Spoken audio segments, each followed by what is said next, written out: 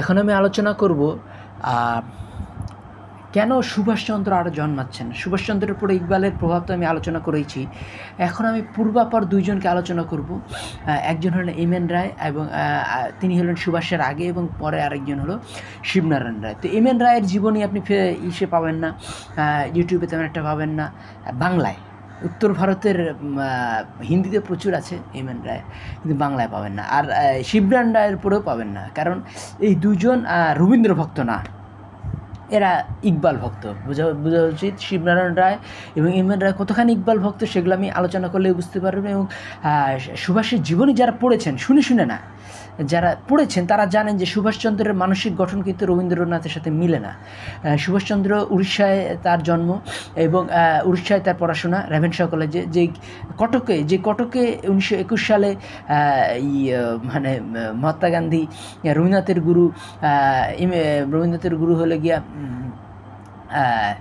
এই ব্রাহ্মধর্মের প্রবক্তা, ব্রাহ্মধর্মের জন্মদাতা সেই রাজা রামমোহন রায়ের সমালোচনা করেছিলেন, তাকে তিনি পিগমি বলেছিলেন।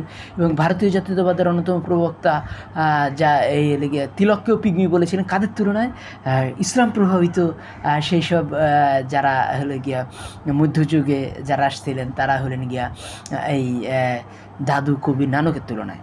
তো কাজেই উত্তর ভারতের ফিলোসফি ইকবালের সুভাষচন্দ্রের মধ্যে প্রচণ্ডভাবেই ছিল এবং তাকে প্রভাব বিস্তার করেছিলেন ইকবাল যেসব বই পড়তে বলেছিলেন, সুভাষচন্দ্র বোস কিন্তু ওই বইগুলোই পড়েছিলেন। এবং সুভাষচন্দ্র বোসকে বলা হয়েছিল যে ইনি বাংলার নেতা, তিনি অস্বীকার করেছেন, তিনি বলেছেন গোটা ভারতের নেতা। তাই সুভাষচন্দ্র বোস প্রচণ্ড পড়াশোনা করেছিলেন। তিনি আইসিএসে চান্স পেয়েও তিনি সেই চাকরি নেননি।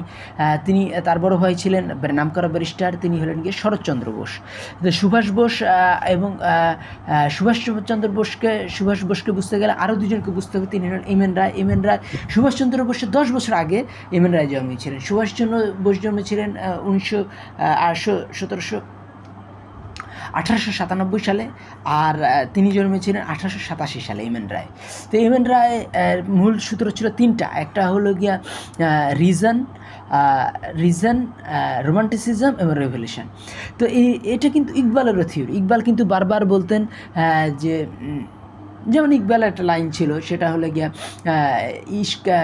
আকল গায়েব জুস্তুজি ইশক হুজুর ইস্তেরাব। তাহলে বুদ্ধি হলো গিয়া অদৃশ্যের কথা বলে, বুদ্ধি হলো গিয়া কিছু পাওয়া যায় না বুদ্ধি দিয়ে, গায়েবের সন্ধানে থাকে বুদ্ধি। আর ইশক দিয়ে কি আল্লাহকে পাওয়া যায়, এই জন্য ইশক হলো হাজির বা সন্নিকট। তাহলে আকেল গায়েব জুস্তুজু ইশক হুজুর ইস্তেরাব। তাহলে আকেল হলো কি গায়েব এবং অনুসন্ধানকে প্রমোট করে, আর ইশককে কী প্রমোট করে? হাজিরকে প্রমোট করে এবং বিপ্লব, ইস্তেরাব মানে বিপ্লব। তাহলে ইকবাল বিপ্লবের কথা বলেছেন, কিন্তু এখানে 3টা কথা বলতেছেন এমএন রায়। হলো গিয়া রিজন, রোমান্টিসিজম, আর আরেকটা হলো গিয়া রেভলিউশন। তো তিনি বিপ্লবের কথা ইকবাল বলছেন। তাহলে ইকবাল কিন্তু আরও 2টা জিনিসের কথা বলতেন, সেটা হলো জ্ঞান এবং প্রেম। তার ইকবালের কবিতাই আছে জ্ঞান ও প্রেম, কবিতার পড়ে অসাধারণ একটা কবিতা। তো এই জ্ঞান এবং প্রেম, এটা জ্ঞান হলো রিজন আর প্রেম হলো রোমান্টিসিজম। তাহলে এই ইকবালের গোটা দর্শনটাই জ্ঞান এবং প্রেমের দ্বন্দ্বের ভিতর দিয়ে গেছে এবং তার ফলাফলটা কি? বিপ্লব। তো এটাকেই তো কয়েনাইজ করছেন অত্যন্ত চমৎকারভাবে কে? এমএন রায় বলতেছেন আমার মূল সূত্র হলো রিজন, রোমান্টিসিজম অ্যান্ড রেভলিউশন। 3টা আর, রিজন, রোমান্টিসিজম এবং আরেকটা হলো গিয়া রেভলিউশন। তাহলে এই এমএন রায় কিন্তু প্রথম জীবনে তিনি এই পৃথিবীর বিভিন্ন দেশ গেছেন। তিনি প্রথম জীবনে তিনি জার্মানির সাথে বন্ধুত্ব করছেন এবং দ্বিতীয় বিশ্বযুদ্ধে তিনি আর জার্মানির সাথে বন্ধুত্ব করেননি। 1930 সাল পর্যন্ত তিনি জেলে ছিলেন। আর এই সুভাষ কিন্তু দ্বিতীয় বিশ্বযুদ্ধে তিনি জার্মানির বন্ধুত্ব করেছেন, জাপানের সাথে বন্ধুত্ব করেছেন। তিনি পালায় জার্মানি গিয়েছিলেন, তারপরে তিনি জাপান গিয়েছিলেন এবং পরবর্তীতে তিনি রাশিয়া পালাইতে গিয়া সুভাষ বোস নিহত হন।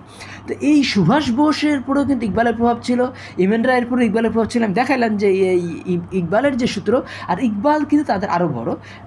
তিনি 27 সালে জন্মেছেন এমএন রায়, আর ইকবাল সম্ভবত 1875 সালে জন্মেছেন। তো 75 থেকে 87 প্রায় 12 বছর ইকবাল বড়, আর পড়াশোনাতে ডেফিনেটলি অনেক বড়, কারণ আমি এর আগের ভিডিওতে বলেছি রবীন্দ্রনাথের থেকে অনেক অনেক বেশি পড়া ছিল ইকবালের। এবং ইকবালের পাকিস্তান প্রস্তাব, ইকবালের সাথে যে ইসের যে ডিবেট হয়েছিল, নাম কি বলে, নেহরুর ডিবেট, এবং আরেকটা হলো গিয়া ইকবালের সাথে হুসাইন আহমেদ মাদানির যে ডিবেট, এগুলো পড়লে আপনি বুঝতে পারবেন যে সেই সব জায়গায় গিবনের উদাহরণ আছে। তো রবীন্দ্রনাথ পর্যন্ত হেগেল পর্যন্ত পড়া ছিল, কিন্তু ইকবাল ভিত্তিই ছিল হেগেল, এবং তিনি গিবন টিবন আরও অনেক কিছু পড়েছিলেন, যেগুলো তার ইকবাল তো ঘোষণাই করেছেন, পারলে আহমেদ মাসিক মাগরিব কি তামাম কিতাব পড়েছেন, পূর্ব পশ্চিমের সকল বই। তাইলে এখন আমরা এই তিনজনকে আমরা নিয়ে ডিসকাস করতেছি। সুভাষের পূর্বপর নাম কি বলে, একজন হলো এম এন রায়, তার পূর্বে এবং পরে হলো কি শিবনারায়ণ রায়। শিবনারায়ণ রায়ের জন্ম 1823 সালে, মানে অনেক পরে। তাইলে এই 1820 বা 23 সালের দিকে, প্রায় 20-23 বছর পরে, সুভাষের 20-23 বছর পরে শিবনারায়ণ রায়ের জন্ম হয়েছিল। শিবনারায়ণ প্রচণ্ড রবীন্দ্র বিদ্বেষী ছিলেন, এবং শিবনারায়ণ রায় কিন্তু এম এন রায়ের ডাইরেক্ট ছাত্র। এই জিনিসটা বুঝতে হবে যে তার যে এম এন রায়ের যে বউ ছিল এলেন তাকে পুত্র স্নেহ করতেন শিবনারায়ণ রায়কে। শিবনারায়ণ রায় তিনি ইসে বসেই মানে রবীন্দ্রনাথের সমালোচনা করতেন। কোথায় বসে? সেটা হলো গিয়া, এম এন রায় মারা যান 1854 সালে, আর মারা যান এই এম এন রায় মারা যান 1854 সালে, আর সুভাষ বোস 1954 সালে এম এন রায় মারা যান, আর 1945 সালে সুভাষ বোস মারা যান। এবং এই নাম কি বলে, মারা যান 2008 সালে। এর নাম কি বলে, শিবনারায়ণ রায়। শিবনারায়ণ রায় প্রচণ্ড খোলা মনের ছিলেন। তার একটা প্রবন্ধ যদি পড়েন আপনার মাথা অনেকখানি ঘুরে যাবে, সেটা হলো গিয়া গেটে রবীন্দ্রনাথের তুলনা, এবং রবীন্দ্রনাথ গেটের সাথে কত কত দিক থেকে নিকৃষ্ট সেইগুলো কিন্তু ভালোভাবেই আলোচনা করেছেন। তো এই এলেন, যিনি শিবনারায়ণের ওয়াইফ, তিনি বারবার বলতেন যে তার বাংলায় থাকা উচিত না, তার বাংলা ছেড়ে দেওয়া উচিত। তিনি কারণ বাংলায় হলো ইনব্রেড আড্ডা। তাহলে বাঙালি আড্ডার কুফল, তো বাঙালি আড্ডার কুফল তিনি বারবারই বলতেন যে বাঙালি আড্ডায় জড়িয়ে পড়লে তার বিশাল প্রতিভা শিবনারায়ণ রায়ের সেটা নষ্ট হয়ে যাবে। তো এলেন মারা যাওয়ার পরে তিনি এই বোম্বাই চলে যান, এবং বোম্বাই থেকে পরে তিনি চলে যান অস্ট্রেলিয়া। তিনি বাংলায় থাকেননি শিবনারায়ণ রায়। শিবনারায়ণ রায় কিন্তু বারবারই বলতেন যে তিনি তার এই যে মুম্বাইতে বসে তিনি বাঙালিদের সমালোচনা করতেন, যে আমি যেটা করি সেটা কিন্তু অনেক আগেই করেছেন। সেটা হলো গিয়া তিনি ইসে যে তিনি প্রচণ্ডভাবেই তিনি বলেছেন যে মুম্বাইয়ের সেই কনফারেন্সে যে বাঙালি তুলনায় তামিলরা কত কত গুণ আগিয়ে গেছে, আর বাঙালির তুলনায় তামিলরা অনেক গুণ আগিয়ে গেছে, এবং এই নাম কি বলে, এই উত্তর ভারতের কবিরা তো পরবর্তী জেনারেশন সাধনা করতেছে। তো এই কথাগুলো আমি বারবার বলি, তামিলদের, দক্ষিণ ভারতের কথা, উত্তর ভারতের কথা, তারা কত কতভাবে এগিয়ে গেছেন। কিন্তু অনেকেই এটা সমালোচনা করেছিলেন যে বাঙালিদেরকে নিজে থেকে বলা উচিত, বাঙালিদের মধ্যে বলা উচিত, বা অন্যান্য প্রভিন্সে গিয়ে এগুলো বললে পরে বাঙালি অপমান হয়। আরে অপমান করাই তো দরকার বাঙালিকে। অপমান করলেই মান অপমান বোধটা যখন তার জেগে উঠবে, তখন তো বাঙালি পড়াশোনা করবে। যে অনেক আত্মসমালোচনা তো হয়েছে, কিন্তু তাতে মান হয়নি। কিন্তু জনসমক্ষে যে অপমানগুলো হবে, যেরকম জার্মান দর্শন নিয়ে যখন এই দেশ বিদেশে এই কার্লাইল এবং সমালোচনা করেছেন, ডক্টর নাম কি বলে, রেলফ ওয়ালডো, তখনই তো ব্রিটেন এবং আমেরিকা জার্মান দর্শনের দিকে ঝুঁকে পড়েছে। তো এই জিনিসগুলো আমাদের বোঝা উচিত যে সমালোচনা হবে সর্বাঙ্গীন এবং প্রশংসা হবে সর্বাঙ্গীন, যাতে আমাদের সমালোচনা এবং প্রশংসায় কোনো বায়াসনেস বা পক্ষপাতিত্ব না থাকে।